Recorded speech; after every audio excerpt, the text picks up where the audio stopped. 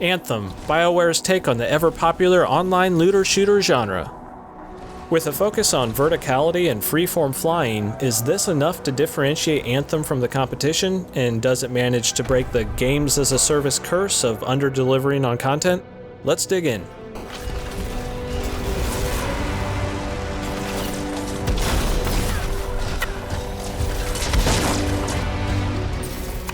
Anthem has you piloting 4 distinct styles of mechanized suits called Javelins. These allow you to fly off in any direction at nearly any moment, allowing for some refreshing exploration and unique tactics during combat. You can use flying or hovering to get in a better position to hit an enemy's weak spot, or use it to effectively flee a hectic situation. The flight system is fairly easy to pick up and learn without being overly complicated. However, it also leaves enough interesting depth and nuance to make each encounter have you thinking to yourself, now how would Iron Man tactically stumble his way through this one? Another great feature that works quite well with the combat mechanics is the elemental combo system.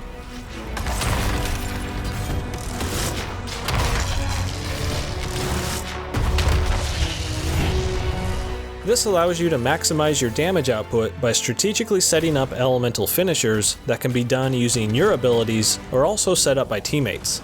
Although the gunplay itself is decently enjoyable in its own right, it's not incredibly deep by itself, and we'll likely see most of this game's meta form around well-balanced team synergies revolving around these elemental combos. Overall, gameplay-wise, the way Anthem actually feels to play, the gratifying explosion of particles everywhere, and the responsive hit feedback during combat makes for an incredibly satisfying spectacle.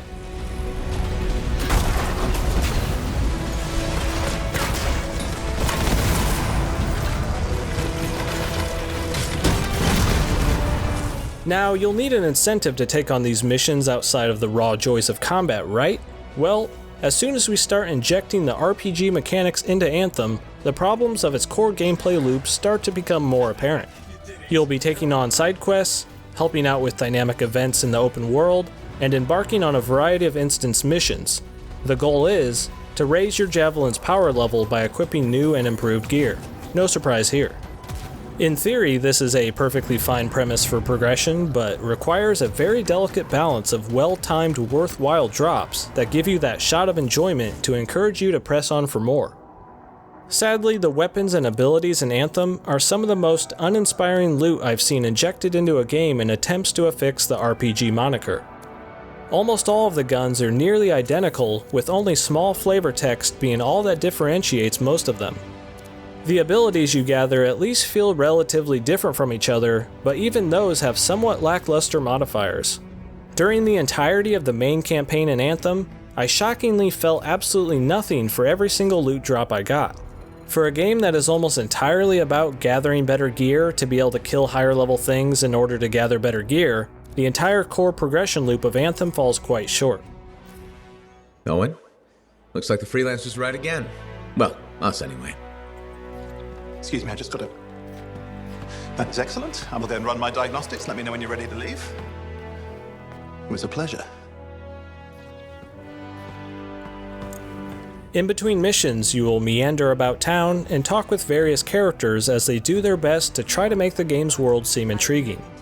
There are dialogue options here, but don't expect anything like BioWare's previous works, Knights of the Old Republic, Dragon Age, or Mass Effect.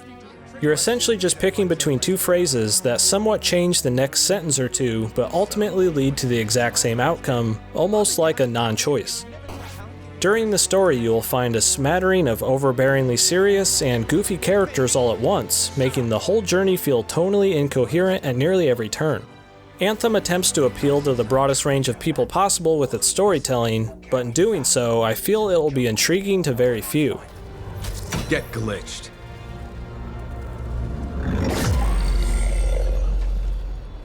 Upon returning to town after a mission, this small area started to feel more like a chore as I checked in with each character ad nauseum.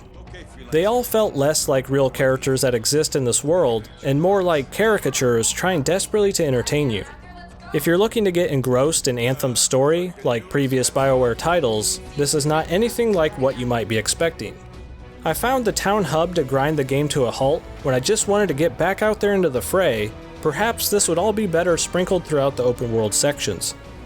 Scorpion stinger, highly acidic. It's going to burn going down. A lot. You know, I had a big breakfast. Refusing a meal is a grave insult to your host. Yeah. Now all that sounds quite negative, sure, but wait. Nearly every flaw in Anthem comes from the toppings and not from the main dish itself, which is your hands on the controls, piloting your Javelin around while decimating everything in sight. The mission designs can be quite repetitive, but I still enjoyed the majority of battles thanks to its visually bombastic and fluid combat system. BioWare has crafted a great gameplay foundation for something truly special, but the surrounding systems are anemic and undercooked. It stumbles to incentivize you to press on when the end game starts after the 15 to 20 hours it will take you to get through the main campaign. Once the credits roll, the game tasks you with taking on 2 additional challenging dungeons called Strongholds, bringing the grand total to 3, along with repeating nearly every mission you previously did, but now on the higher Grandmaster difficulty levels. With no PvP elements in the game, and much of the gear feeling incredibly samey, only the most dedicated players will feel incentivized to press on after you've seen everything once.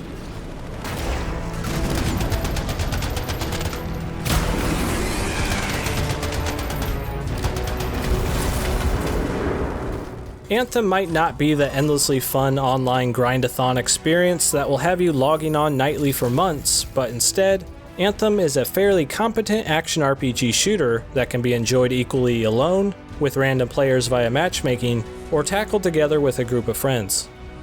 This is a rare instance where buying a game at launch and just enjoying it for what it is not an absolutely terrible approach if you know what to expect, but one could equally be right to wait a year and dive in when every system is hypothetically improved and greatly expanded upon. It may not be the end-all be-all gun MMO that some might anticipate it being, but if you go in with your expectations in check, are in the mood for a fun third-person shooter with light RPG elements, and you don't play games for their stories or endless meta progression, you might actually find yourself having fun here with Anthem because it's a blast to just jump in and play. In the end, I happen to favor satisfying core gameplay above all other elements in games, and I did enjoy my somewhat brief time in Anthem, but the glaring issues with its progression system and overall low amount of content make it all feel like a flawed shell of something that could have been far greater, and I hope it will be in the future as it evolves.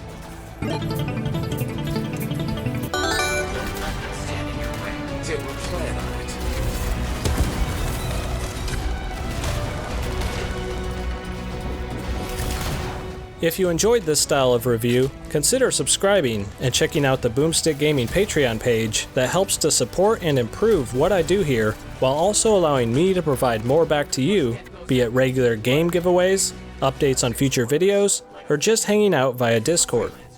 As always, this has been Deadite, and thanks for watching Boomstick Gaming.